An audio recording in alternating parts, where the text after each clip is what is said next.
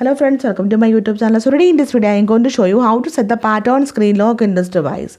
For this, go to settings, tap on security and privacy, then tap on device unlock, tap on screen lock, select the option pattern. So to create the pattern we need to connect at least 4 dots.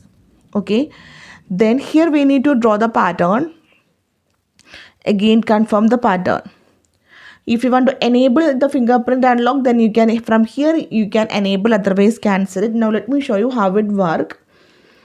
Lock the device, try to unlock. Now you can see they are asking for the pattern screen lock. So simply in this way you can set the pattern screen lock in this device.